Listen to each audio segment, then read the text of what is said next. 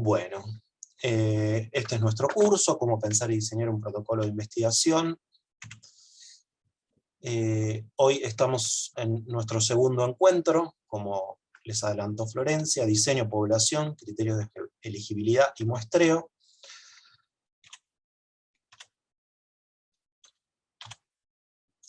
Vamos a pasar más o menos por estos temas, los tipos de diseños, cuáles son analíticos y descriptivos, qué es observacional, qué es experimental, los diseños clásicos, estudios transversales, qué es una corte, casos y controles, los ensayos clínicos, los criterios de elegibilidad y cómo definir una población y tomar una muestra.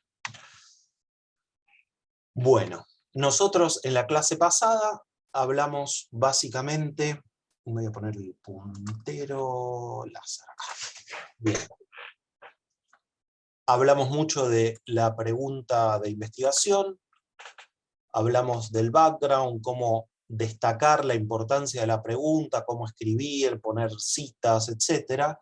Hoy vamos a hablar un poquito de cómo escribir los objetivos, vamos a hablar del diseño, del estudio y de la población. O sea que vamos a terminar este lado. Bien. ¿Cómo armar los objetivos? Los objetivos se desprenden de cómo está armada la pregunta de investigación, que eso lo trabajamos la vez pasada. Acuérdense que la pregunta tiene un formato que llamamos pico o peco, según si la intervención es experimental o es un estudio observacional, que esto lo llamamos peco porque es lo que llamamos exposición. Y la T de tiempo. Los objetivos tienen el mismo formato, tiene que contener esas cosas, entonces solo que no está en forma de pregunta. Entonces, vamos a leer dos ejemplos para entender cómo encaja esto exactamente. Un objetivo podría ser evaluar la asociación entre la fragilidad y el síndrome post-COVID en adultos mayores de 60 años luego de 6 meses de la internación índice. Tenemos la población, ¿sí? Mayores de 60 años, tenemos cuál es la exposición, que es la fragilidad. ¿Cuál es el comparador? No está, sí, es cuando nosotros tenemos un factor de riesgo, es el factor de riesgo sí o no, no aclaramos, ¿no? Entre la fragilidad y la no fragilidad, el outcome sería síndrome post-COVID, y cuando medimos el outcome, a 6 meses, ¿sí? Ahí están las 5 cosas escritas. Otro ejemplo típico de los estudios experimentales: determinar la eficacia y seguridad del tratamiento A en comparación con el tratamiento B para reducir la mortalidad a 5 años en adultos mayores de 18 años con diagnóstico de tal enfermedad. Entonces, tenemos la población, sí, mayores de 18 años con tal enfermedad, tenemos la intervención, tratamiento A, tenemos el comparador, tratamiento B, y tenemos el evento, mortalidad. ¿Sí? Acá, en esta parte, van a encontrar, por ejemplo, cuáles son las palabras que está bueno utilizar para escribir los objetivos, ¿no? Comparar, describir, identificar, si es una variable más analítica, relacionar, demostrar asociación, ¿no? Esas serían como algunas ayudas para poder escribir los objetivos, que sé que a veces es algo que cuesta. Entonces, el objetivo viene de la pregunta pico, tiene los mismos componentes, y se encara con un verbo en infinitivo, para empezar, digamos, como esa oración. Seguimos. Ahora vamos a lo que muchos están esperando. Tipos de diseño de investigación. Allá vamos. Hoy todo el día vamos a hablar de esto. Nosotros tenemos estudios descriptivos y estudios analíticos. Los estudios descriptivos describen fenómenos, exploran distribuciones o características de la población, no tienen hipótesis. Es decir, que yo a priori no pienso que una cosa se relaciona o causa algo a otra variable. En cambio, en los estudios analíticos, yo pienso que una cosa se relaciona con otro. todos los estudios analíticos tienen una hipótesis de que hay algo asociado entre dos variables o de que hay algo causal. Entre los estudios analíticos tenemos dos grupos. Los estudios que buscan causalidad, o sea que tienen que estar seguros que una cosa pasó primero y la otra pasó después, y los estudios observacionales, donde yo busco asociación entre variables, pero puedo sugerir la causalidad, pero no es obligatorio. En general, los de arriba, estos son todos estudios observacionales, el investigador no hace nada, y los estudios experimentales, como un ensayo clínico, el investigador hace algo, determina a quién le va a tocar o no la exposición o la intervención. Ahora vamos a ir durante este encuentro explicando cada uno de estos diseños, sus pros, sus contras y cómo utilizarlos. Bien, los estudios descriptivos delinean el fenómeno estudiado sin pretender ninguna relación causal, ¿sí? Eso es importante y, perdón, voy a... Ahí está. Entonces, ¿qué tipo de estudios son? Los reportes de casos, las series de casos, estudios transversales de prevalencia, por ejemplo el censo, va ahí, no tienen una hipótesis, cuentan una cosa como cuánta gente había, cómo era el techo de la casa, si era el piso era de tierra, describen, ¿sí? Y los estudios analíticos buscan un factor de riesgo o exposición que se asocie a un evento, y tienen una hipótesis. Esa es la principal característica. Entonces ahora nos vamos a zambullir más profundamente en los estudios analíticos que son más complejos. Entonces tenemos los estudios que buscan solo asociación, o sea, dos cosas que están relacionadas, o que buscan una asociación que tenga temporalidad para poder predecir un evento, predecir un riesgo o la causalidad de un evento relacionado con otra variable. Desde el punto de vista de el uso del tiempo, los estudios de asociación evalúan al mismo tiempo la variable que se cree que es el potencial factor de riesgo y la variable del resultado. Sería, por ejemplo, yo voy a una encuesta y le pregunto a gente si usted alguna vez tuvo un infarto, y le pregunto si fuma. Entonces yo asocio el consumo de tabaco con haber tenido un infarto.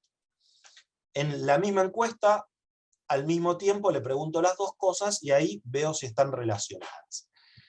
Diferente es cuando yo busco un diseño que tenga temporalidad, es decir, que una cosa ocurra primero y otra después. Entonces, los diseños que responden a eso son los estudios de casos y controles, las cortes y los ensayos clínicos. Ahora vamos a ver bien cómo funciona esto del tiempo. Desde el punto de vista de la intervención del investigador, hay estudios que son observacionales, es decir, el investigador no hace nada, mira y recolecta los datos, pero no hace nada, y los estudios experimentales, donde el investigador deliberadamente determina a un grupo le toca una intervención y a otro grupo le toca otra o no le toca nada. No todos los estudios experimentales son ensayos clínicos, ahora lo vamos a comentar, pero el típico que todos conocen es el ensayo clínico. A una rama le toca una cosa, a otra rama le toca otra distinta. Bien, vamos a pararnos acá. Acá lo que vamos a entender es cómo funciona el tiempo en estos diseños. En los estudios de corte transversal no hay tiempo antes ni después. Hay una sola visita, yo me paro ahí, saco una foto. Al mismo tiempo tengo las dos variables y veo si se asocian, pero en ese tipo de diseños no puedo decir cuál variable vino primero. Ya vamos a ver un ejemplo más adelante. En los estudios de casos y controles, creo que es el diseño que más confunde a todo el mundo cuando empieza a meterse en este tema, es que uno busca a los pacientes, los casos son, uno busca a los pacientes por el evento, busca a los pacientes por el outcome. Entonces agarra y se fija quién tuvo el cáncer, y después se fija hacia atrás si el paciente fumaba o no fumaba. Pero busca a los pacientes por el cáncer. Y el investigador busca un grupo de pacientes que son los controles y les hace la misma pregunta. Pero empieza por el final del tiempo. Ya el tiempo transcurrió, ya las personas ya tuvieron el cáncer y uno las va a buscar ahí vivas o muertas. Y así empiezan los casos. En los estudios de corte, uno separa, no los de corte retrospectiva, los de corte prospectivo, los ensayos clínicos, uno separa al principio del tiempo, nadie tiene el evento, es decir, nadie tuvo cáncer, algunos tendrán el factor de riesgo, fumarán, otros no, naturalmente, pasa el tiempo y algunos pacientes van desarrollando el cáncer. Si es un ensayo clínico, el investigador es el que asigna la intervención. Obviamente en ninguna cabeza cabe hoy que el investigador va a hacer el estudio que a unos los hace fumar y a otros no, pero son los diseños que a uno le toca una intervención y a otro no, para ver un resultado que ocurre más adelante en el tiempo. En las cortes retrospectivas, el tiempo también ya transcurrió, o sea, ya los pacientes tuvieron el evento, pero yo no los busco por el evento. No me fijo quiénes murieron, agarro y me fijo los pacientes que cumplían con el criterio de inclusión de la población y algunos estaban expuestos o no expuestos. Entonces son los estudios donde uno agarra las historias clínicas, se fija qué pacientes, no sé, se hicieron tal estudio en algún momento, y después lee la historia clínica, pasa las páginas físicas o digitales, y va viendo todo lo que le va pasando a este paciente hasta que tiene el evento o no lo tiene al final del tiempo. Pero el recorrido de cómo es el tiempo en el estudio es de principio a fin, aunque el tiempo haya transcurrido en el momento que ustedes empiezan a leer esas historias clínicas. Bien, esto es importante. Si hay alguien que le quedó alguna duda de esto, después mándese un mensajito al chat y lo retomamos en la parte de las preguntas. Bien, vamos a ver las características típicas de los estudios transversales. Típicamente, los datos se recolectan mediante encuestas. Algunos diseños particulares de este estudio, que se miden las dos cosas al mismo tiempo, pueden ser validación de escalas o estudios diagnósticos. Es decir, yo tengo, esos estudios se llaman estudios de test diagnóstico. Yo agarro a un paciente, por ejemplo, le saco un biomarcador de la sangre y además le hago una biopsia del órgano donde tiene el daño, que es el gol estándar. Y me fijo al mismo tiempo qué dio el biomarcador y qué dio la biopsia o el gol estándar. Y de ahí saco unas cuentas que ustedes las conocen, que se llama sensibilidad, especificidad, valor predictivo positivo, negativo, etc. Esos estudios, en su formato básico, son estudios transversales. Si uno quiere nombrarlos bien, se llaman estudios de test diagnóstico. Pero ahí las dos cosas ocurrirían como al mismo tiempo, digamos. Aunque no ocurran al mismo tiempo, no importa. Es decir, uno no hace un seguimiento de primero hago este test, dejo que pase el tiempo, a ver si después pasa la otra cosa. No.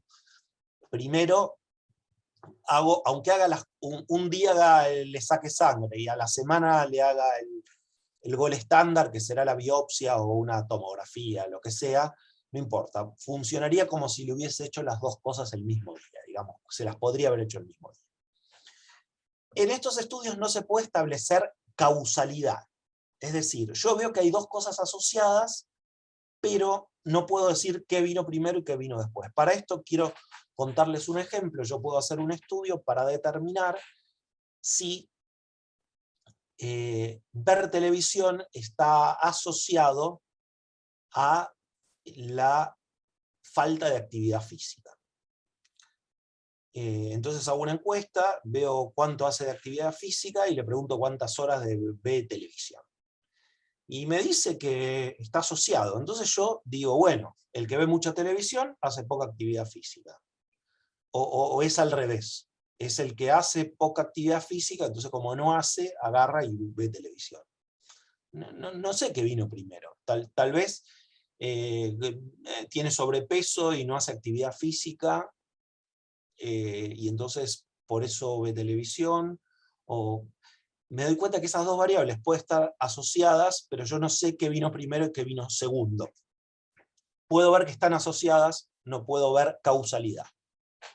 Que estén asociadas no quiere decir que sean causales. Pero pueden servir para desarrollar otros estudios en el futuro donde yo agarre gente que inicialmente, no sé, no tenga el evento, en este caso supongamos, no sé, es difícil que alguien no vea televisión o no haga actividad física, ese ejemplo no va a servir, pero yo agarro y puedo hacer un estudio después longitudinal, donde miro los pacientes que estén expuestos o no, todavía no tuvieron el evento, y los sigo en el tiempo a ver si lo desarrollan después. Eso sí me permitiría pensar que podría haber un factor de riesgo. Pero la idea se me puede ocurrir después de hacer un estudio transversal. Y la medida de asociación típica de los estudios transversales es el odds ratio. No se puede hablar de riesgo relativo, porque para hablar de riesgo uno tiene que estar seguro que una de las dos cosas fue causales.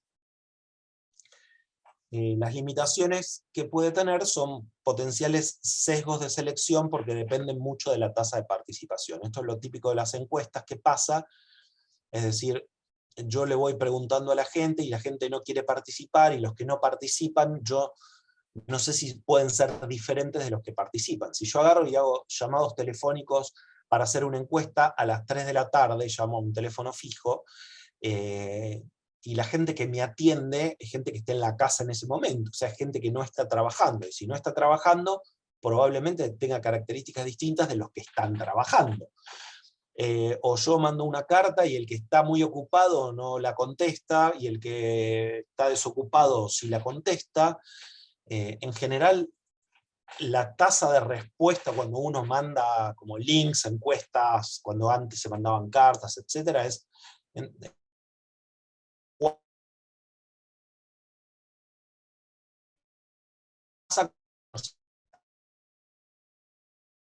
problemas de estos estudios. Bien, ahora vamos a encarar los estudios de casos y controles. El problema de los casos idealmente deberían representar a todos los que tuvieron la enfermedad en esa población que uno está estudiando, ¿no? Como si fuesen todos los casos que hubo en el sanatorio de tal cosa. Los controles son pacientes que no tienen la enfermedad, pero que si la hubieran tenido, estarían en la lista de casos. Es decir, si ustedes, no sé, en el sanatorio encuentran una cantidad de casos, están buscando casos de una enfermedad determinada.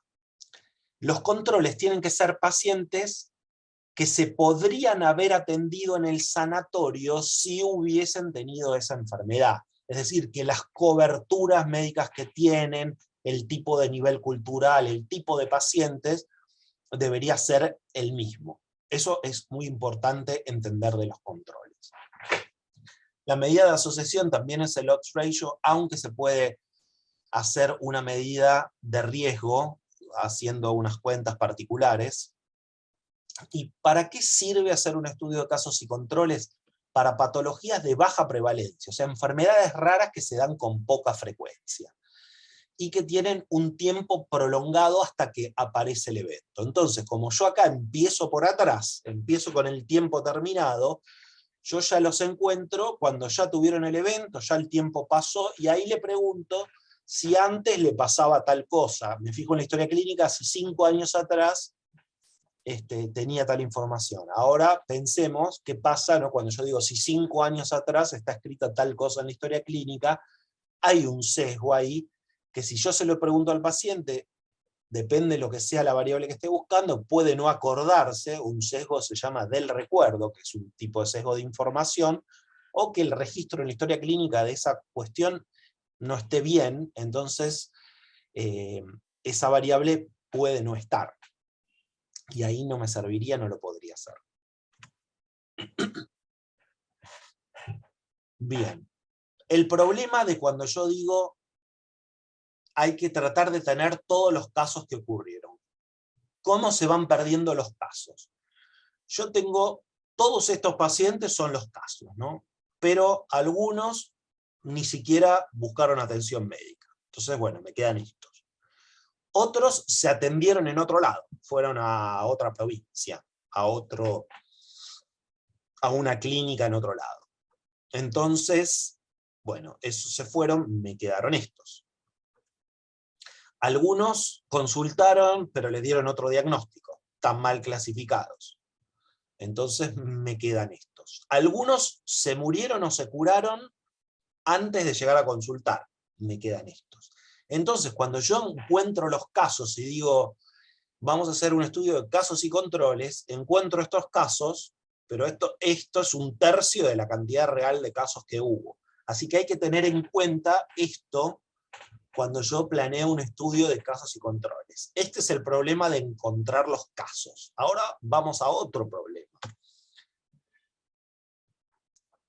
Acuérdense que nosotros encontramos los casos, estos casos no son todos los casos reales, y buscamos en el pasado, o tal vez en el presente, preguntándole al paciente, el factor de riesgo. Y los controles, ¿de dónde salen los controles? Bueno, los controles los elige el investigador, tratando de encontrar pacientes que dijimos que si hubiesen sido casos, los hubiésemos encontrado en la lista de casos del sanatorio, pero que no tuvieron la enfermedad. Entonces, esos son los controles. Y uno dice, ¿y el investigador Sí, el investigador los puede elegir con una técnica, pero hay ahí una cuestión que podría generar un potencial sesgo. Y a esos controles lo mismo averigua si tienen o no tienen el factor de riesgo. ¿Cuáles son los problemas?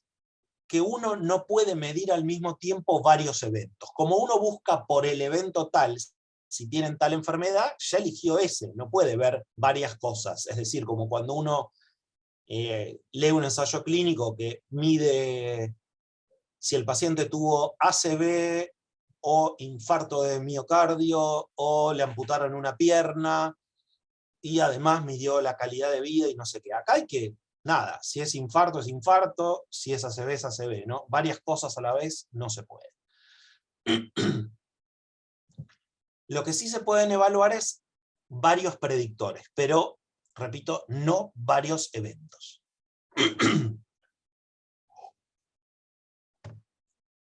Tiene un alto riesgo de sesgo de selección por el muestreo en los controles. Aparte de que los casos dijimos que no son todos los casos, esa selección de controles puede introducir un sesgo. Y el sesgo de información en las mediciones sobre el factor de riesgo que han ocurrido en el pasado. Solo comentamos los registros o lo que el paciente puede haberse olvidado. ¿Cómo hacemos para mejorar estos problemas? Tenemos que tratar de buscar bien los casos. Podemos para los controles hacer una técnica que se llama matching o apareamiento. Entonces buscamos pacientes que tengan una edad similar a los casos, pero no hayan tenido la enfermedad, similar sexo y otras características, para que se parezcan lo máximo posible. Y respecto a cuántos controles, lo clásico es usar por cada caso 5 controles, y se pueden incluso buscar distintos grupos de control. Por ejemplo, un grupo de control de pacientes que se atienden en la clínica y un grupo de control de pacientes de los mismos barrios de donde vinieron los que tienen el caso. Inclusive se pueden hacer hasta 1 a 10, un caso, 10 controles. Y esto es importante decirlo, después lo vamos a decir creo que en la próxima clase, que cuanto más controles tengo, menos casos necesito desde el punto de vista del tamaño muestral. Datazo. Bien, ahora vamos a ver los estudios de corte.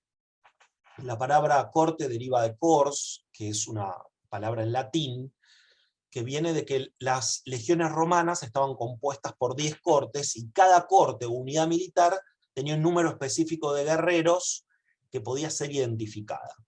Entonces, esta palabra se adoptó en epidemiología para definir un conjunto de personas seguidas a lo largo del tiempo.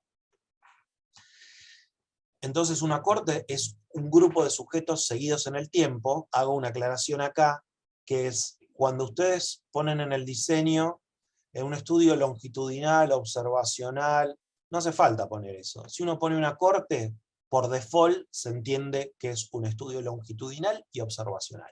No hace falta poner que es longitudinal y observacional, porque está inherente a la palabra corte.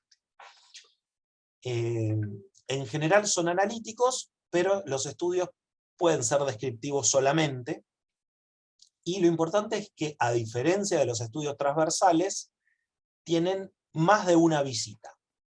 Al menos una visita inicial y una visita final, pero puede tener varias visitas a lo largo del tiempo.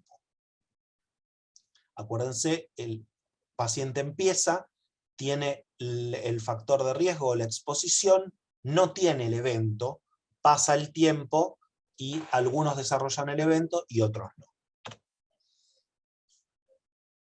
Repasamos acá, en el presente, esta es nuestra muestra, algunos tienen el factor de riesgo, otros no, tiempo, llegamos al futuro, algunos desarrollan la enfermedad, otros no.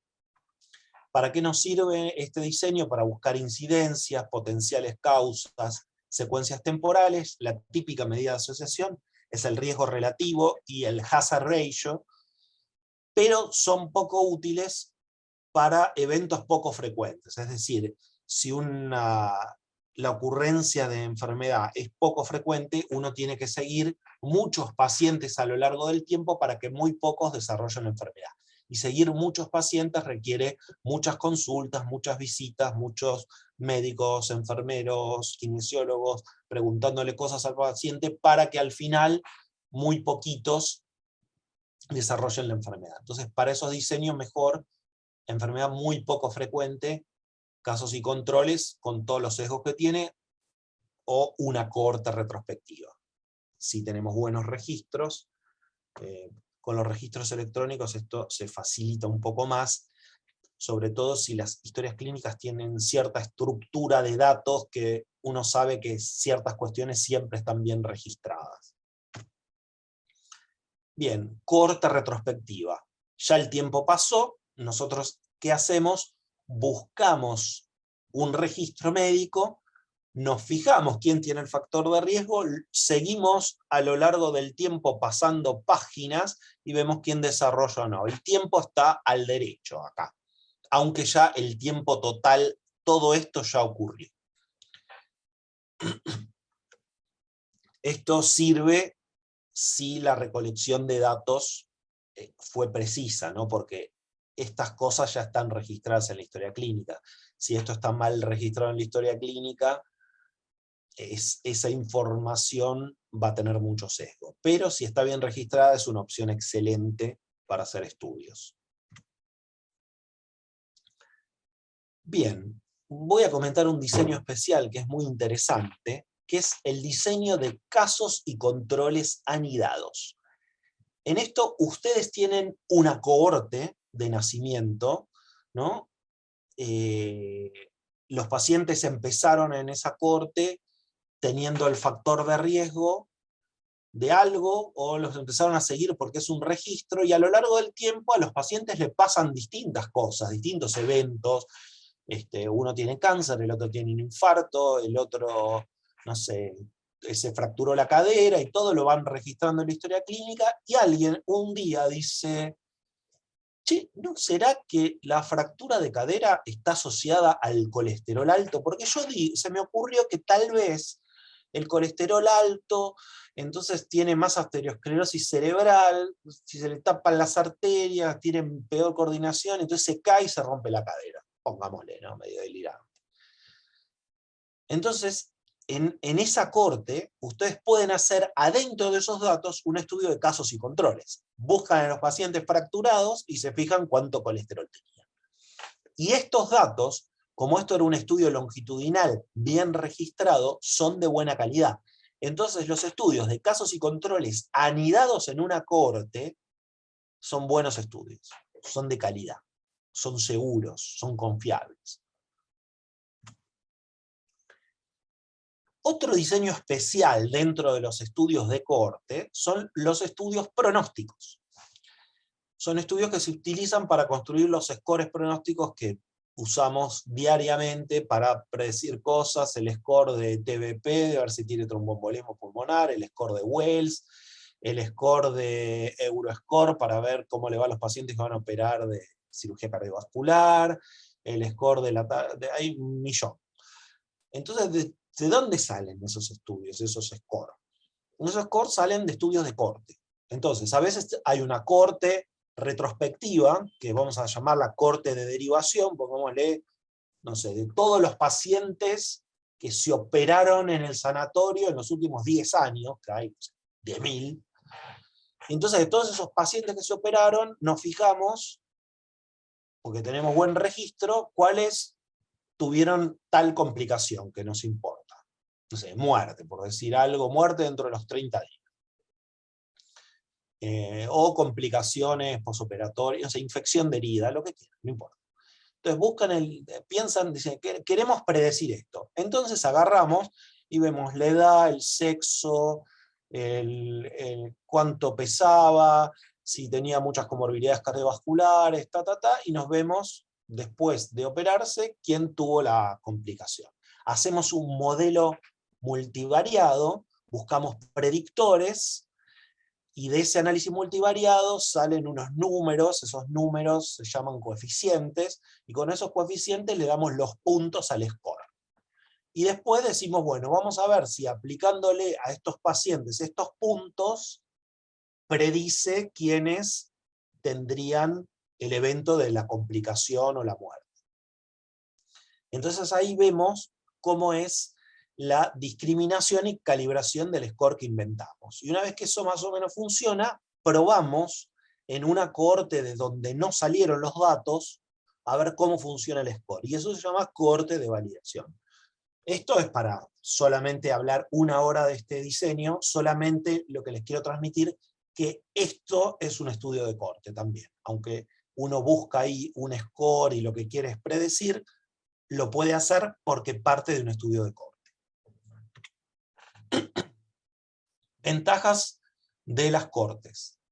Reúne los datos sobre cómo van transcurriendo los eventos, de manera que uno tiene información causal, puede evaluar varios outcomes, esto fuimos hablando, o sea, varios eventos distintos. Puede ser útil para exposiciones raras,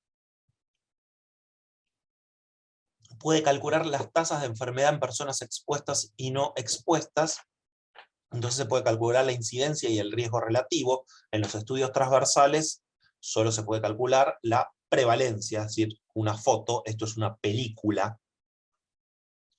Y las desventajas es que se requieren un gran número de sujetos para las exposiciones raras, puede haber un potencial sesgo al seleccionar los pacientes, es costoso porque uno tiene como que hacer mucho seguimiento en el tiempo, y son una cantidad grande de pacientes en general, que requieren bastante tiempo de seguimiento. Los pacientes se cansan, después no contestan las encuestas, no vienen a la visita, entonces se pierden algunos pacientes.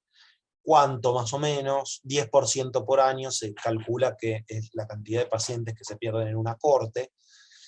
Bueno, eso es esto. ¿Cuáles son los potenciales sesgos en este diseño? Los criterios de inclusión y exclusión, si uno es muy restrictivo, eso va a costar meter pacientes, y depende de dónde vengan las personas que constituyen la corte.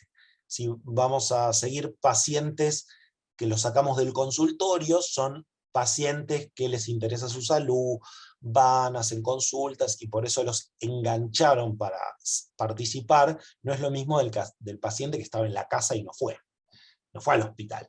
Entonces, eso es un sesgo de selección. Si ustedes quieren ver qué pasaría en la vida real, hay que buscar pacientes de la comunidad, no pacientes del ámbito hospitalario. Y después, los potenciales sesgos de información, siempre es cómo se miden las variables. Esto es, digamos, un problema inherente a todo, ¿no?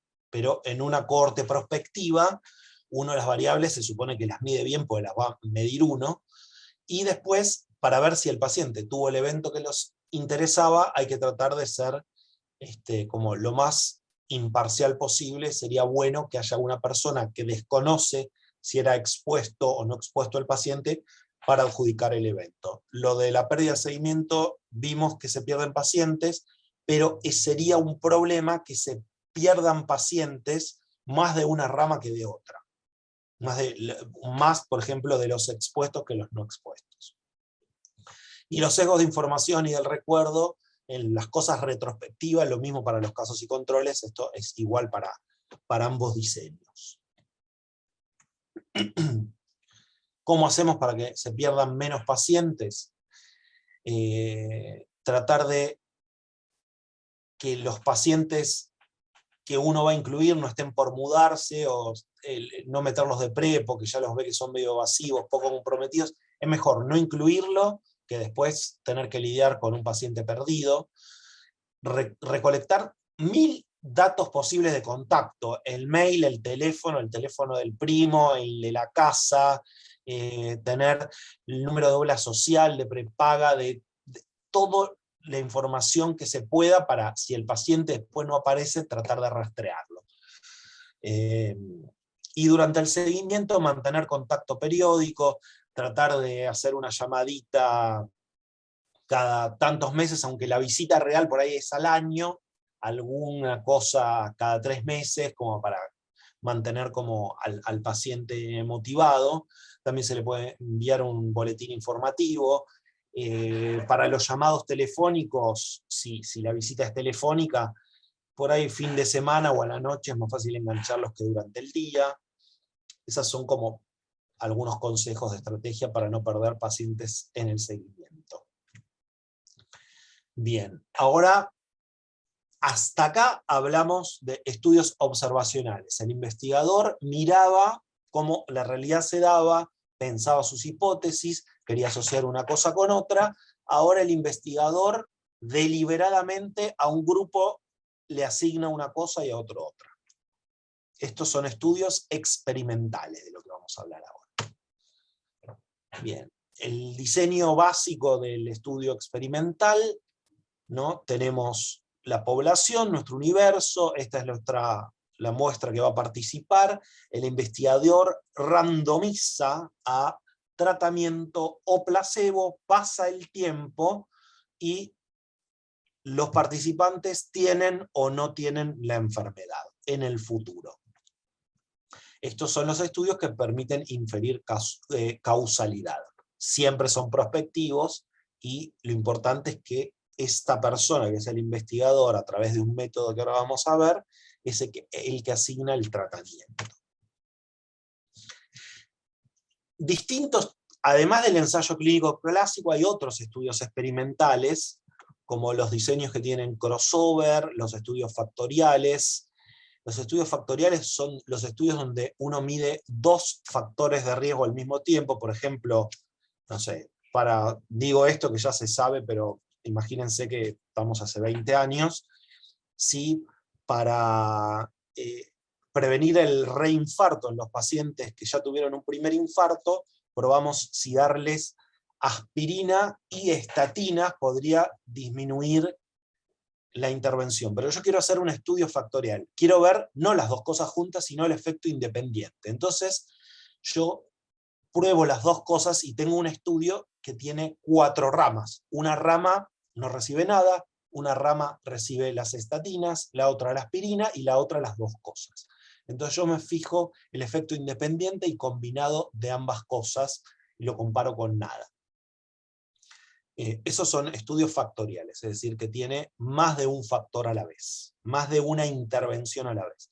Los estudios de bioequivalencia, que son los que comparan la potencia de 2 drogas fabricadas por un laboratorio distinto, los estudios cuasi experimentales, que son estudios de antes y después. Los pacientes recibían este tratamiento y ahora yo cambio el tipo de tratamiento y veo cómo les va. Acá hay una intervención en el tiempo y después veo cómo le va a los pacientes después. No son, vieron que cuando uno lee, dice, es un ensayo clínico de grupos paralelos aleatorizados. Bueno, acá no son grupos paralelos. Hay un grupo que está antes y otro después. Estudios que tienen una sola rama de intervención y comparan los resultados con controles históricos, tal vez éticamente no se puede usar una rama de placebo, entonces yo lo comparo con una rama de cuando no existía el tratamiento, o de un estudio viejo de la rama placebo de un estudio de hace 10 años, que sí se podía utilizar una rama placebo. Los estudios de crossover son estudios, explico como ejemplo. Uno aleatoriza al paciente y a un grupo le toca la intervención X, al otro la Y, y después de una cantidad de tiempo, uno vuelve acá a medir el evento.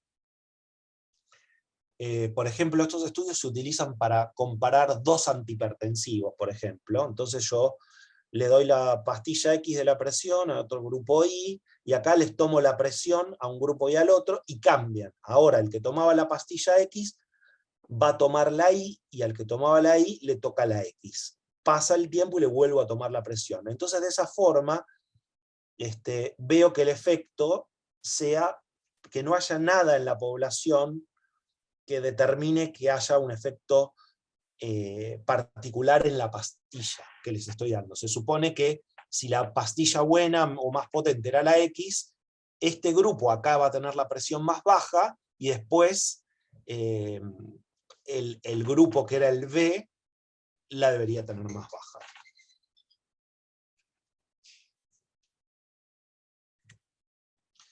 Bueno, esto lo vamos a pasar.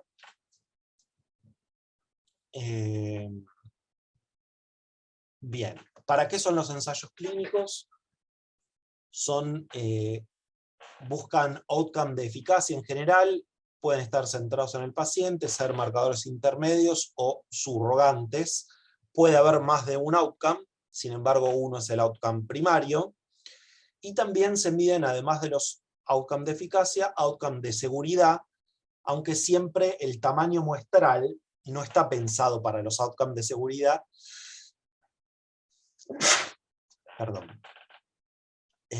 sino para los de eficacia. Así que se cuenta cómo le va a los pacientes, pero no tienen poder en general para eso. Perdón. Los estudios pueden ser en un solo centro o en varios centros. Pueden ser varios centros de una sola zona geográfica o varios centros en distintas zonas geográficas. Cuantos más centros haya en distintas zonas geográficas, los estudios son más generalizables, ¿no? En las, digamos, farmacéuticas multinacionales, en general sus estudios están hechos en varios países para que sus resultados sean más generalizables y poderles vender sus productos a todas las poblaciones. Los ensayos clínicos son muy costosos, tienen múltiples dificultades porque hay que lidiar con múltiples centros, múltiples investigadores principales, múltiples comités de ética, cada uno con su pero respecto del consentimiento. Esto genera demoras, hay conflictos de interés, etc. Bien, ¿qué ingredientes necesitamos para hacer un estudio aleatorizado? O sea, para hacer un ensayo clínico, necesitamos los participantes, algo que se llama randomización, necesitamos una intervención, el control, el enmascaramiento, necesitamos seguimiento, y definir cuál es el evento que estamos midiendo. Bien, entonces acá tenemos un esquema global de lo que es un ensayo clínico. Tenemos una población, de esa población hay una muestra que es la que va a participar. Esto va a estar randomizado o aleatorizado en castellano. Uno va a recibir el tratamiento, el otro el placebo, o ahora vamos a ver el standard of care, y pasa el tiempo y algunos desarrollarán la enfermedad y otros no. Vamos a dividir lo que tenemos que pensar, analizar y planificar en 3 etapas distintas. Lo que sería pre-randomización, la randomización en sí mismo y la post-randomización. Entonces ahora vamos a ver esas etapas, los pormenores de cada una. Bien, ¿de dónde sacamos los pacientes? Pensar si los pacientes van a salir de centros de excelencia versus centros generales polivalentes, es decir, lugares especializados versus generales, cuál es el nivel de complejidad, si hospitales de máxima complejidad, si de intermedia, si de complejidad baja, es decir, depende nuestra pregunta y la generalización que queramos después de los resultados, pensamos de dónde van a salir, de dónde queremos que vengan esos pacientes. A veces la enfermedad que estamos estudiando no es tan frecuente, entonces necesitamos sumar varios centros para poder juntar la cantidad de pacientes en un tiempo. Supongamos que, no sé, necesitamos 1000 pacientes de una determinada enfermedad y por los registros se vio que es, no sé, en el lugar donde ustedes trabajan hay 100 por año. Entonces ustedes tendrían que esperar 10 años hasta que juntan todos los pacientes, o hacer el estudio en 10 lugares en un año, y en un año tendrían los resultados. Siempre, como yo digo, hay que tratar de unirse y compartir antes, ¿no?, que la guerra de egos impida hacer un estudio porque no quiero compartir con el otro, estar en el mismo paper con el enemigo. Depende también de los recursos que se necesiten para el estudio, si hay, no sé, si se necesita un ecocardiograma y hay, o un tomógrafo muy especializado, o un resonador de determinada cantidad de teslas para poder diagnosticar lo que se quiere diagnosticar, o el software calcule solo el volumen del ACV para poder darle los trombolíticos, es decir, eso limita la cantidad de lugares que pueden participar en un estudio determinado. Entonces, eso hay que pensarlo de antemano. ¿Qué más hay que pensar? Bueno, nuestra pregunta de investigación acá ya bastante fina tiene que estar, ya todo esto está cumplido, es decir, ya pensamos si es factible, sabemos que esto es costoso, que se necesita tiempo, mucha visita, mucho papeleo, reporte de eventos adversos, es decir, no sé si a alguno le tocó hacerlo, pero después lo charlamos, pero no sé, un paciente que tiene un evento adverso serio en un ensayo clínico, son 3 horitas de papeleo por lo menos, eso lleva mucho tiempo, notificación al comité, vuelve la nota, guardar una carpeta, es decir, todo eso uno contó bien la cantidad de horas, tiene los recursos, es factible, pensarla bien antes de empezar y quedarse a media máquina. Entonces, bueno, esto es lo que estamos diciendo, caros, mucho tiempo, ojo con esto, potenciales daños a los participantes, es decir, yo estoy probando algo, pero tal vez a los participantes les esté generando algún daño. Por ejemplo, hace poco ayudé a un grupo de investigadores a planificar un estudio sobre, en pacientes con pancreatitis aguda,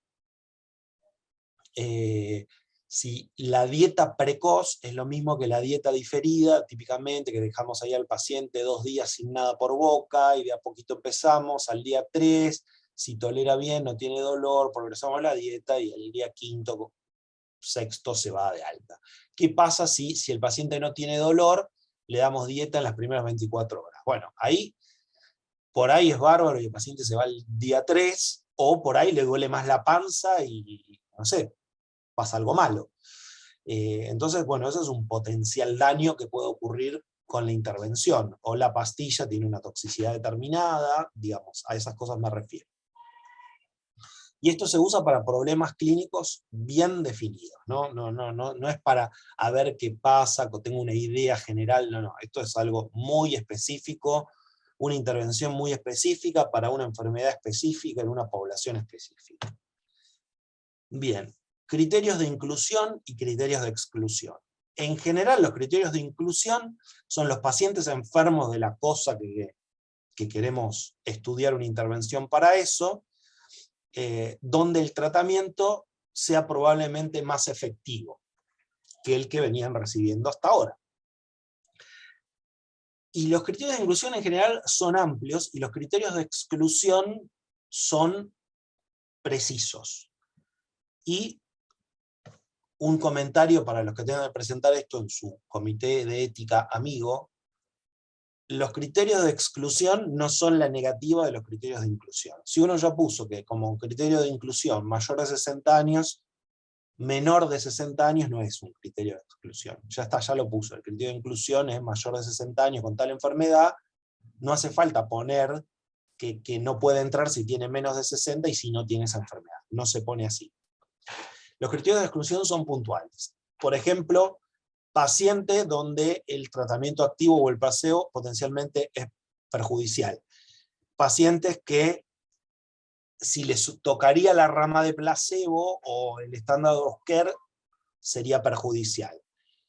Si tiene una condición metabólica, por ejemplo, no sé, cirrosis, o le gusta el jugo de pomelo que altera el citocromo P450 para metabolizar ciertas drogas, entonces esas son condiciones puntuales que hacen que, una vez que el paciente hubiese entrado en el estudio, después yo lo tendría que sacar por esas cositas puntuales. Así es como se lo tienen que imaginar. Como que por el criterio de inclusión el paciente entraría, y después revisa el fino si no cumple con alguna de las listas, alguna de los problemitas de la lista de los criterios de exclusión.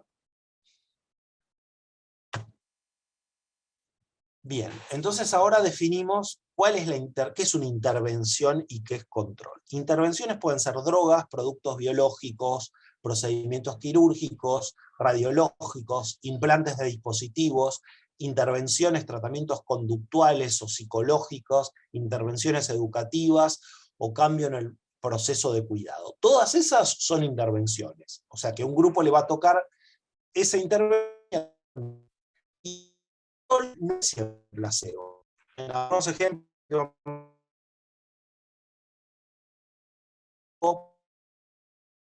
porque placebo quiere decir que le doy un tratamiento falso, que parece, pero no es, que no es lo mismo que no darle nada. O le doy el tratamiento estándar, o sea, el tratamiento actual para ese problema de salud en el momento.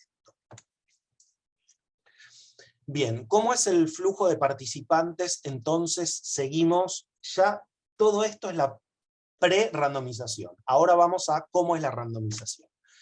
La randomización, esto es lo más importante que les tiene que quedar claro de un ensayo clínico, es ¿para qué sirve la randomización? ¿Por qué romperla es un pecado mortal? Porque eso balancea los confundidores conocidos y desconocidos al inicio del estudio. Es decir, yo tengo un grupo de pacientes y a mí me queda balanceado los que tienen mucho BMI de un lado y del otro, más o menos igual, hipertensos igual, pero además me quedan balanceadas cosas que ni siquiera sé que existen. El gen malo que te da la tal cosa, me queda balanceado también, porque es el efecto de la aleatorización, es balancearme los confundidores que ni siquiera sé que existen. Entonces, romper eso es un pecado mortal porque rompe la magia, la esencia de que yo, haciendo eso, la única diferencia entre un grupo y otro, si hay una diferencia en el resultado final, es por la intervención que yo puse. Todo lo demás se supone que está balanceado. Y los grupos deberían ser intercambiables, ¿no? Es decir, lo mismo, si yo digo, bueno, a los de arriba les toca control y los de abajo les toca la intervención. Digo, ¿qué dije? ¿Intervención los de arriba? No, no, vamos a hacer al revés. Debería ser lo mismo. Exactamente, los grupos son intercambiables, esa es la palabra. ¿Cómo se genera la lista que dice qué cosa le toca a cada paciente? La manera simple es hacer una lista que diga AB, AB, AB, o puede ser AB, BA, AB, BA, BA, BA, AB, B, o sea, una combinación de A y B, una lista, y yo voy aleatorizando según eso. También puedo aleatorizar con una técnica que se llama en bloques. Un bloque es como de A2, de A4, de A6, donde yo voy combinando ahí adentro del bloque, me quede balanceado la misma cantidad de A y B. Entonces, yo tengo bloques chicos, entonces dentro de esos bloques pueden ser AB o BA. Los bloques de 4 letras, o sea, me permiten poner tratamiento A, B, B, A, o AA, BB, o BA, AB, o BB, AA. Esas son las posibles combinaciones. O bloques de 6, todas las combinaciones. Dentro de cada bloque está balanceado la cantidad de A y B, de manera tal que si pasa algo, el estudio se termina antes de tiempo, yo estoy seguro que me quedó balanceada la cantidad de A y B. ¿Y por qué se hace esto? Porque previene la posibilidad de adivinar la secuencia. Entonces, imagínense que construyo bloques de 6, bloques de 4, bloques de 2, con todas sus combinaciones, mezclo los bloques, entonces viene un bloque de 2, después uno de 6, uno de 4, uno de 2, uno de 2, uno de 4, uno de 6, entonces es difícil predecir cuál va a ser el próximo paciente para no alterar la randomización que dijimos es un pecado mortal en investigación. Bien, también podemos usar la muestra que sea estratificada, es decir, podemos aplicar lo de los bloques de esta manera. Imagínense que ustedes están haciendo un estudio de un tratamiento nuevo para el cáncer, pero ustedes dicen, si el cáncer es muy avanzado, tal vez le va mal por culpa de eso.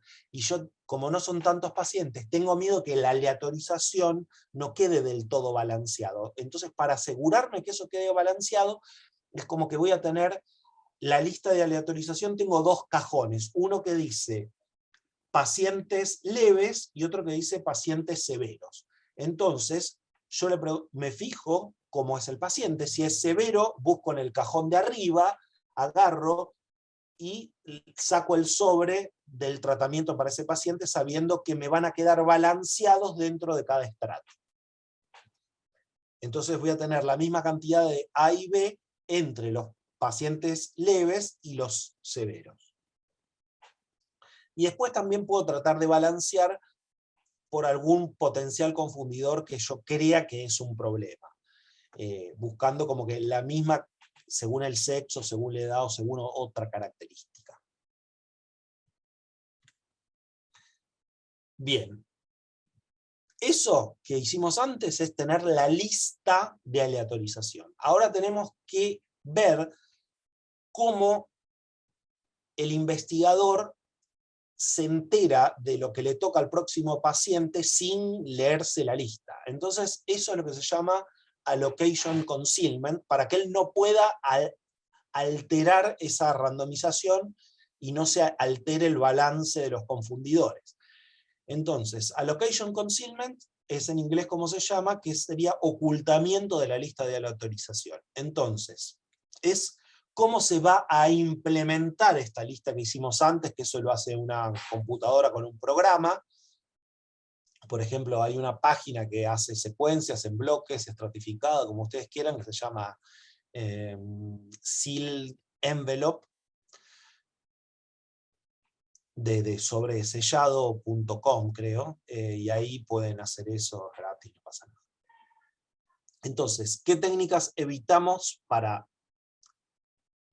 romper y querer conocer qué paciente le toca al próximo? Es lo que se llama Central Allocation, o como asignación central. Entonces ahí o uno marca en un teléfono o en una página web el código del paciente, el código de identificación, tal cosa, y el aparato, la página le dice qué tratamiento le tocaría. Es como, esto por ejemplo, si ustedes están en un tratamiento que tiene comprimidos, ustedes tienen una caja con botellas de comprimidos y que tienen números de tratamiento. En algunas hay placebo y en otras está el tratamiento verdadero, pero ustedes no saben cuál es cuál, tiene código de tratamiento de 6 dígitos, entonces ahí le dicen, bueno, le tocó la botella 654798, y ustedes van, sacan de la caja la botella y esa es la que le toca al paciente. Y digamos, el que tiene el master file sabe que ese número, si es de placebo o es de la intervención. La farmacia central a veces puede hacer, ustedes llaman y dicen, tengo un paciente, y el de la farmacia agarra, se fija la lista y les manda la botella de identificada, o el tratamiento, o la jeringa preparada, o lo que sea. Lo prepara la farmacia central, y el de la farmacia hace eso, no habla con nadie, ustedes le piden el tratamiento y se lo mandan armado. Y otra opción, que es, digamos, una de las clásicas que se sigue usando, son los sobres oscuros, que no sean transparentes, que tienen, los sobres están numerados, adentro tienen, si le toca grupo A o grupo B, y cada paciente nuevo que se incorpora le toca un sobre siguiente, lo abren y ahí dice el tratamiento.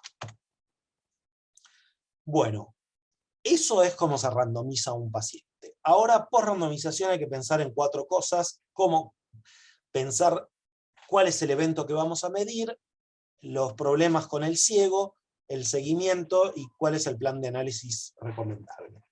¿Cómo definimos el outcome? El outcome tiene que ser clínicamente significativo, relacionado con el proceso de la enfermedad, que responda a la pregunta principal del estudio, que sabemos que debe tener el outcome incorporado, que se pueda medir en forma práctica y de la misma manera varias veces, y que ocurra con una frecuencia suficiente para poder tener el poder estadístico. ¿Qué tipos de outcome hay?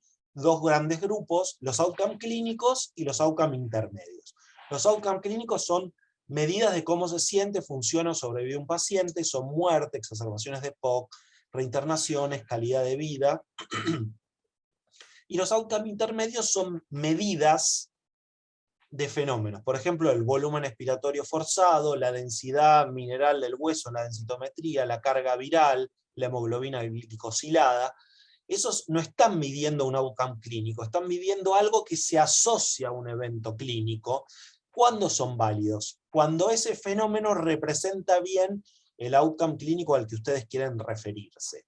Porque hay outcome intermedios que, no sé, si yo le mejoro la densidad mineral del hueso, yo disminuyo la mortalidad por fractura de cadera, y no estoy seguro. Una cosa es mejorar eso, y otra cosa es al que ya se rompe la cadera, además que se tiene que morir, depende de varias cosas, la cirugía, cuánto tardaron en operar o en pararse.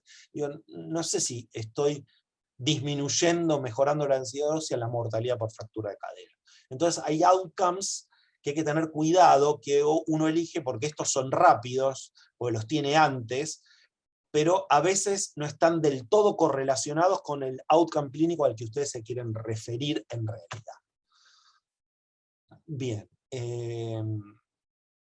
hay outcome combinados, hay outcome específicos para economía de la salud, como la cantidad de años de vida ganado ajustados a la calidad, que es QALY es la sigla en inglés, y puede haber varios outcomes, pero uno es el outcome principal. Entonces pensar bien en esto. Bien, ahora ya definimos el outcome, ahora tenemos el ciego o enmascaramiento. Hace poco estuve con unos colegas trabajando en un proyecto, bueno, hablamos del ciego, unos oftalmólogos, y me dicen, no, acá en oftalmología no se dice ciego, es masking. Y tiene todo el sentido, sí. Bien, entonces, el enmascaramiento ciego, ¿para qué se usa? Para eliminar posibles confundidores por cointervenciones después que el paciente ya fue randomizado. Que el paciente pudiese recibir un tratamiento extra que le dé el médico durante el seguimiento diferencial entre una rama y otra. Por ejemplo, estoy probando un tratamiento del dolor, a uno le tocó la pastilla nueva, al otro no, y al que no tiene dolor, yo ya sé que le duele más, entonces le doy un analgésico extra aparte, y y entonces ya estoy mezclando, porque le estoy agregando cosas que no son parte de la intervención. O quién es el que determina si el paciente tiene o no tiene el evento, ¿no? Siempre es bueno que el determinador del evento, el adjudicador, sea alguien que no conozca las ramas. Entonces, realmente, típicamente puede haber un triple enmascaramiento, el médico no sabe qué asignación tiene el paciente no tiene la asignación, y el que determina si el paciente o no tiene el evento final es otra persona que no hizo ninguna otra cosa en el estudio excepto determinar el evento. Hay comités para eso, a veces más de una persona. Bien, durante el seguimiento, ¿qué pasa? O el paciente termina en su rama de tratamiento, o el paciente cambia a la rama contraria por cosas, que ahora voy a dar un ejemplo. El paciente se deja el tratamiento, abandona, pero yo lo llamo y me contesta, o el paciente desapareció, no lo llamo, no contesta. Entonces estamos en esta situación. Nosotros hablamos ya de cómo es toda la fase 1, hablamos de la fase 2, estamos acá.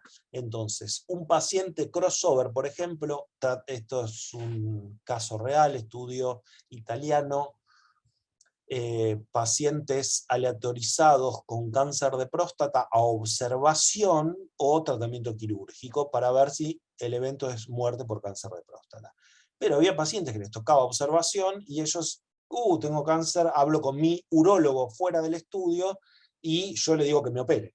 Entonces esos pacientes al final tal vez no se operó, al primer año dijo, sí, yo quiero participar, y después, no sé, un amigo, la esposa le taladró la cabeza, entonces habla con el urólogo y se opera. Entonces ese paciente al final se operó y se parece más al tratamiento que a la rama de observación que le tocó.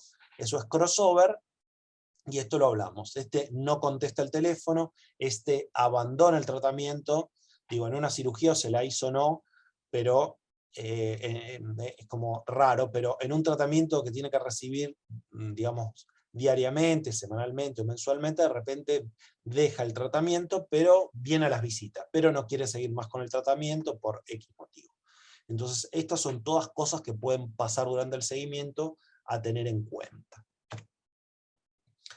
Bien, en el plan de análisis, lo típico, ¿no?, de cuando uno compara, si son dos cosas que son porcentajes, a este le ocurrió en el 20%, a este en 30%, para eso se usa un test que se llama chi cuadrado. Para comparar variables continuas se usa el t-test o el test de Mann-Whitney.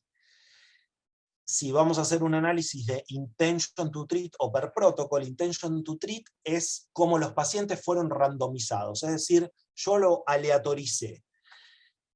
Le tocó tratamiento, pero después no lo tomó, yo a ese paciente lo analizo como si hubiese recibido el tratamiento. Es decir, me juega en contra, pero si aún con eso, jugándome en contra, el estudio me da un poco la información de cómo va a funcionar este estudio en la vida real, teniendo en cuenta que hay algunos pacientes que van a abandonar, etc. Y per protocol es según los que recibieron el tratamiento.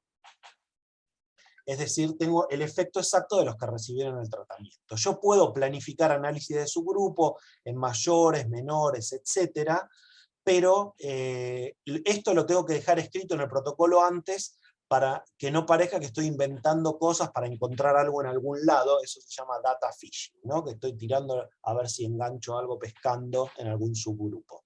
Entonces eso, declararlo antes. Si ustedes planifican un ensayo clínico, está bueno registrarlo, está bueno buscar si otro no está haciendo ya su mismo ensayo. A veces he visto ejemplos muy favorables de alguien se le ocurrió un ensayo muy parecido a otro que lo estaba haciendo y se han unido, de manera tal que se terminaron haciendo como homologaron las dos cosas para que los datos puedan ser compatibles y lograron hacer de esta manera un ensayo de 2 o 3 centros. Bien, vamos a ver unas cositas de población y muestreo. Nosotros tenemos nuestra población en nuestra P del pico, y esto es una cosa importante cuando ustedes escriben, les piden que escriban en sus planes de tesis, en sus protocolos, cuál es la población objetivo, que es el grupo al cual ustedes quieren referirse con sus resultados. Después tienen la población accesible, es decir, yo quiero referirme a los adultos mayores de Córdoba. Pero bueno, Córdoba es grande, tiene millones de habitantes, muchas ciudades, y bueno, su población accesible van a ser de todos esos pacientes los que ustedes tendrían acceso, que serían los de su ciudad, de su barrio, de su sanatorio. Y después tenemos la población en el estudio, o sea, de esos accesibles los que realmente entraron en el estudio, y de esos que entraron en el estudio y se quedaron, los que finalmente pudieron analizar. Esto es típico que se pida, cuál es la población objetivo y cuál es la población accesible. Las dos cosas primeras son clásicas que uno debería escribirlas, definirlas, ¿no? Entonces, después definimos los criterios de inclusión y exclusión y cómo tomar muestras de esos participantes. De todos esos criterios, nosotros después las características basales de los pacientes son las que después vemos en las tablas 1, típicamente en un trial nunca tiene una P, porque se supone que si hay una diferencia es solo por azar, no hay que ponerle P a la tabla 1 de un trial, tal vez sí a una cohorte, o sea, esto no hay que hacerlo.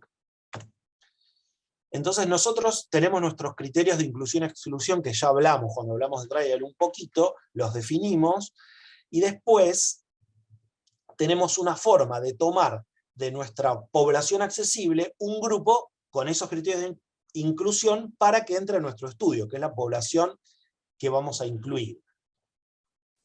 Entonces, los criterios de elegibilidad son los que definen las características de la población objetivo y accesible que se vinculan a la pregunta de investigación. Y los de exclusión, hablamos, son cosas puntuales. Aceptabilidad del tratamiento, que el paciente no se vaya a mudar, no se vaya a ir, que tenga ganas de participar. Y de los criterios de elegibilidad vamos a tener después la pauta de la validez externa, después si se va a poder extrapolar o no. Entonces nosotros tenemos la población accesible, tomamos una muestra y ahí tenemos la población en el estudio. ¿Cómo tomamos la muestra? Bien, hay dos maneras.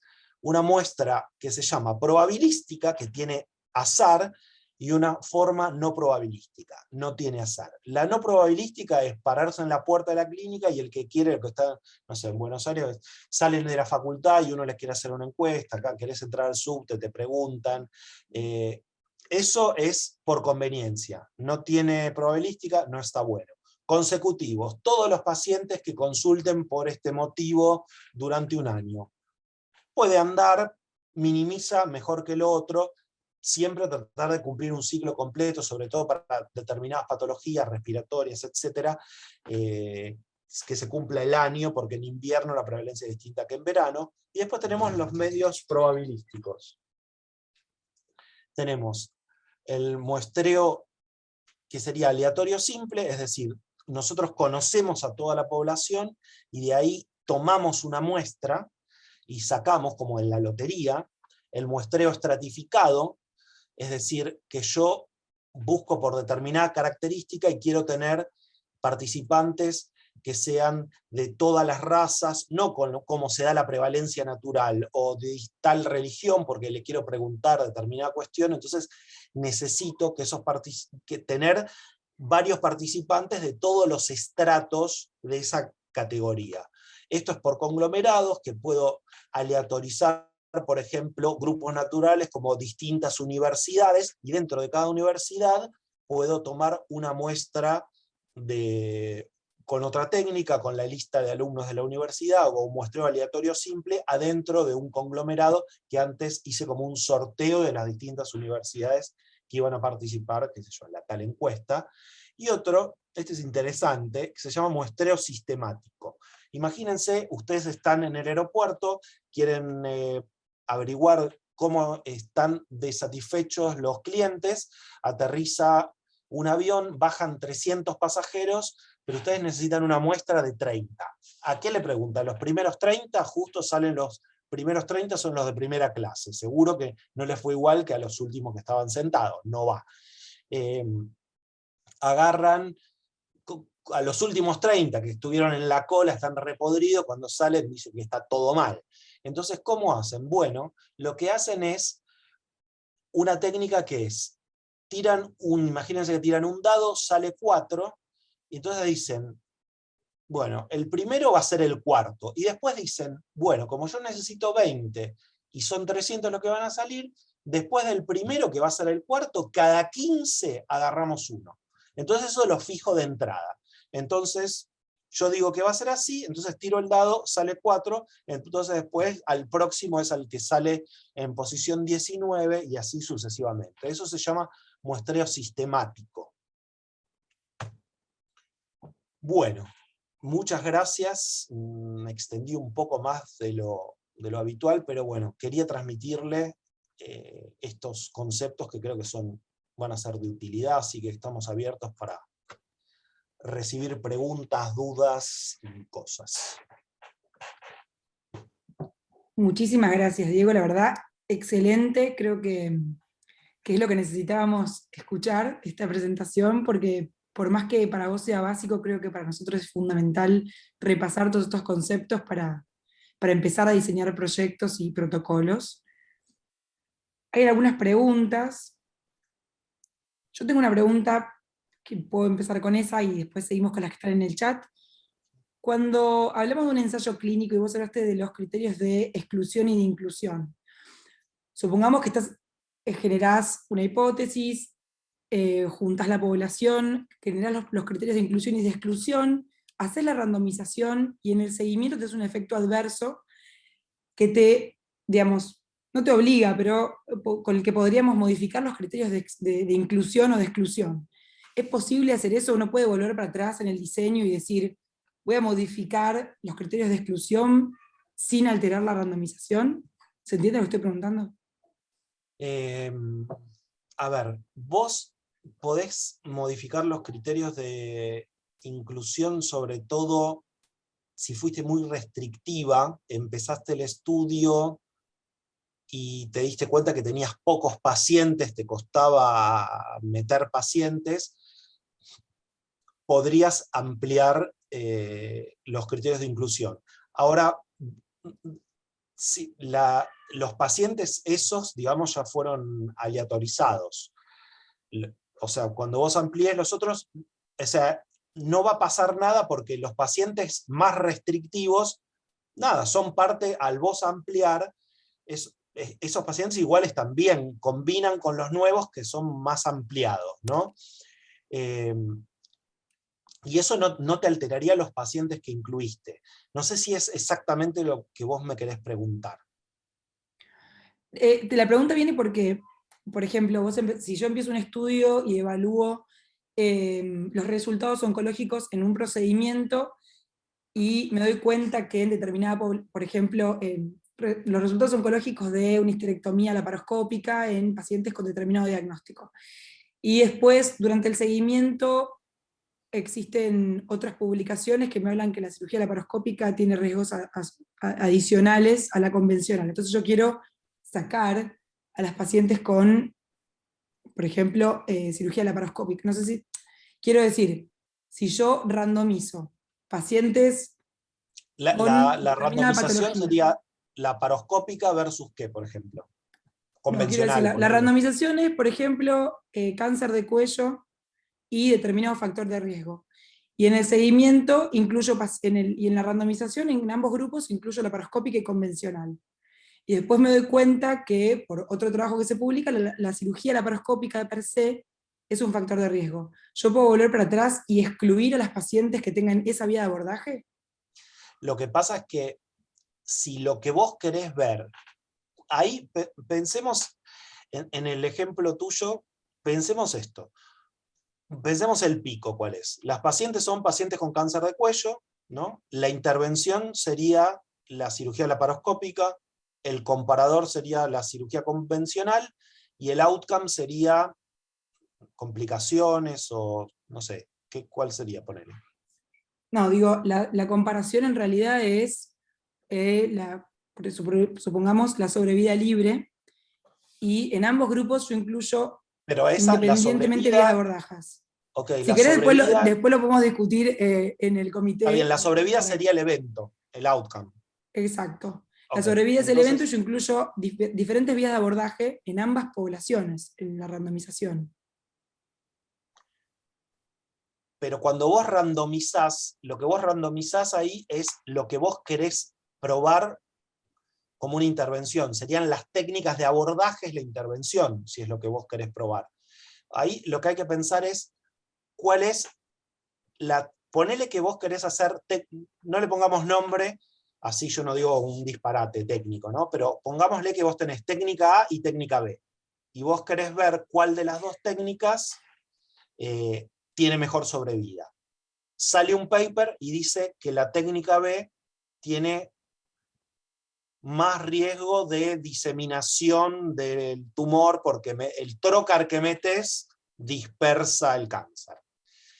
Si pasa eso, vos tenés que detener tu estudio y como esa era una de tus dos ramas de intervención, al no tener Se una terminó. rama, no tenés el estudio se termina precozmente y se llega hasta ahí. Si vos tuvieses más de dos ramas, podés seguir con las otras, pero no con esa. Perfecto, perfecto, perfecto. Otra pregunta.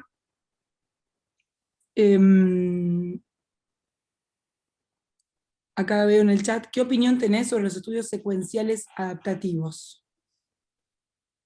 Los estudios adaptativos están buenos cuando uno no sabe bien cómo se comporta la enfermedad que está o cómo se va a comportar la intervención. Entonces los estudios adaptativos uno puede ir incorporando pacientes, por ejemplo, porque no son adaptativos en cualquier cosa, son adaptativos en general en el tamaño muestral. No es que son flexibles en todo. O sea, la intervención es la intervención, el evento que se mide es el evento que se mide, porque eso básicamente es la pregunta que vos te haces, y lo adaptativo es cuántos pacientes hay que incluir. Y vos no sabés mucho, no sabés si te va a alcanzar con 150, entonces a veces lo que se hace es como un comité intermedio que analiza los datos en un determinado momento y ve si el outcome se está presentando en la prevalencia original que vos te imaginaste, o si es menos. Entonces dice, che, mira, tu outcome se está presentando con menos, tenemos que extender a 100 pacientes más. Entonces, en base a eso, uno no recluta de entrada 300 pacientes y tal vez con 200 hubiese estado bien. Ese sería un poco lo adaptativo, es válido. Lo que pasa es que uno tiene que decir con qué reglas va a agrandar o no la población. Tiene que explicarlo de antemano. Es decir, no puede ser adaptativo como que uno lo va tuneando para obtener un resultado a su gusto. Perfecto. Lara, no sé, ¿habéis levantado la mano?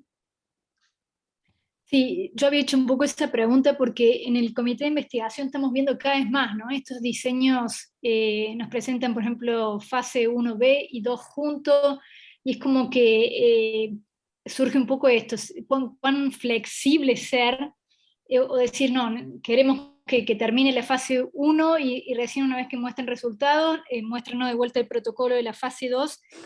Y es como que estamos viendo esto, muchos más diseños así, no sé bien el nombre si es secuencial, adaptativo, pero es como que cada vez presentan más estos diseños así que se van como más acelerados y más adaptados, Sí, lo y que es a como que veces hace, tenemos siempre esta discusión, si esos aceptarlos vienen o como no, de la industria, ¿no, Lara?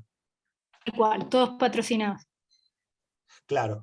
Esos estudios lo que tienen es que vos necesitas, por ejemplo, empieza el estudio, es no sé, una fase 2, ¿no? Pero agarras y lo empezás como una fase 2, pero a los primeros 10 pacientes que vienen les medís la farmacocinética y les sacás sangre, les das de la primer pastilla durante las 24 primeras horas 4 veces, no sé, poner lo que sea el protocolo, y después siguen el protocolo común.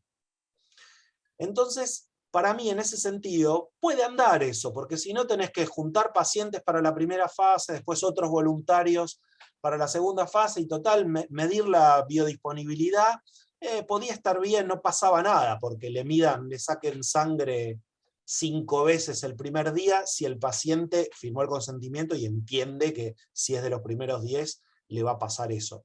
Puede andar eso, porque economiza un poco la cantidad de pacientes, es más fácil que el estudio se termine. En ese sentido, yo vi algunos diseños así, y me parece que es una opción válida, digamos. Sin que vos estés exponiendo innecesariamente pacientes. Me parece que lo mismo que le hubiese pasado a los primeros 10, nada, digo, mientras el paciente entienda qué es lo que le va a pasar, está bien.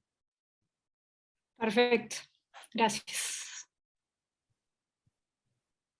¿Tenés alguna recomendación, Diego, con respecto a los programas para randomizar? Mira, a ver si les comparto un minuto, Silve.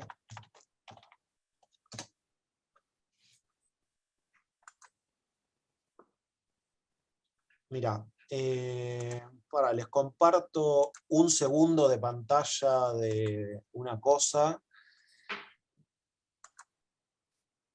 Esta página yo la usé varias veces, la ven, ¿no? Ahí sí. Sí. Bueno, ustedes van acá, que dice randomization.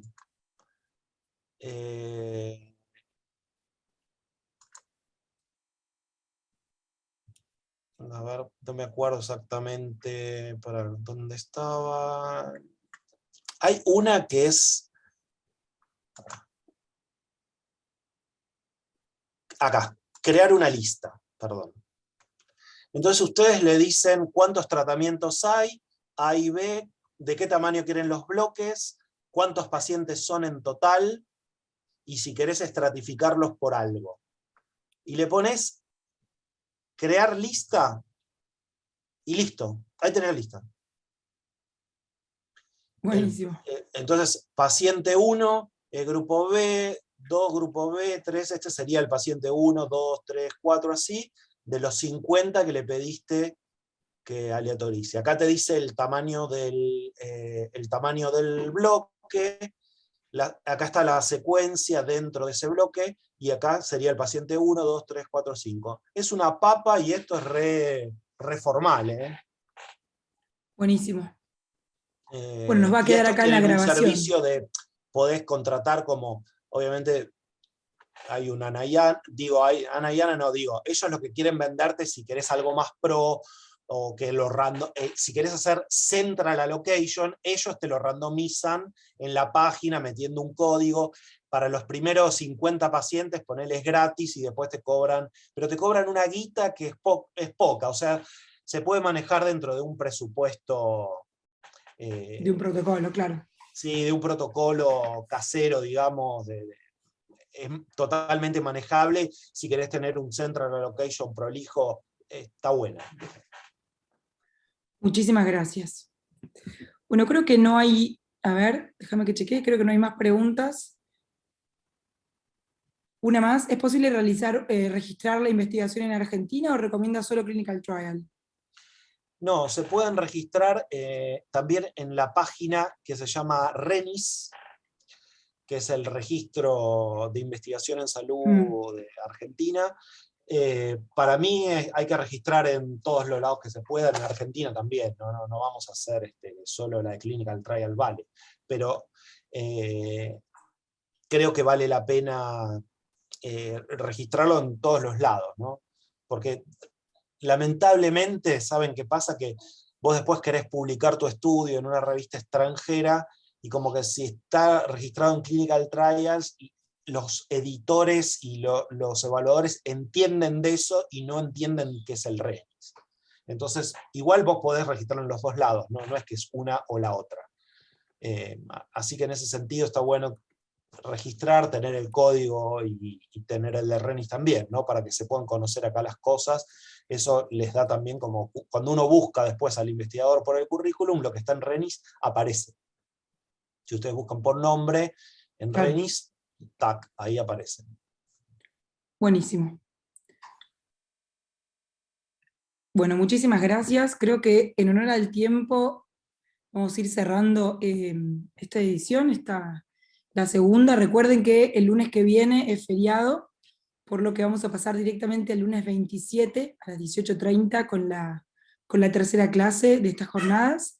No sé, Diego, si tenés algún comentario, yo te agradezco muchísimo, la verdad que fue clarísimo, y creo que a todo el mundo le viene gustando mucho estas jornadas. Sí, yo creo que, nada, yo trato como de transmitirles un poco, yo aprendí mucho de ensayo y error, entonces trato de pasarles los tips de lo que yo ya fallé en algún momento.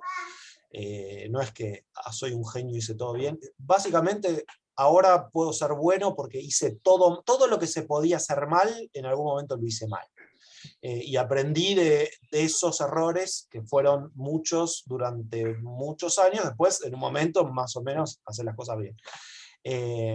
Así que nada, si de alguna cosa pasada les surge alguna duda y quieren consultarlo la próxima, che, me quedé pensando, vi de nuevo el video, explicaste ahí una cosa, no entendí algo, nada, vuelvan sobre eso. Hay 2 bibliografías que yo dejé que me parece que son muy buenas. El Hewley es un libro maravilloso sobre diseño de estudios. Hay una edición en castellano, yo no la tengo, o sea, la tengo, pero no la tengo en PDF como para poder compartirla, pero buscando en los misterios del internet podrían llegar a encontrarla. Y es, digamos, un libro que se lee muy bien, casi que te lo llevas a la playa para leer. Pero bueno, si leyendo de alguno de esos libros tiene alguna duda también, che, yo leí acá y lo explica distinto, pregúntenme por si yo dije algo mal. Preguntas pueden hacer todas las que quieran. Bueno, muchas Les gracias. agradezco que hayan llegado hasta acá. Gracias al sanatorio, gracias Florencia. Nos vemos dentro de 14 días. Acuérdense que es el mismo link y nos vemos el 27, les va a llegar un recordatorio el mismo día y el día antes, ¿sí? Así que muchas gracias. Muchas gracias. Feliz Día del Diego. Padre. Chao. Feliz Feliz Día día. del Padre a todos los Chau, papás. gracias. Hasta luego. Chao, chao. Gracias.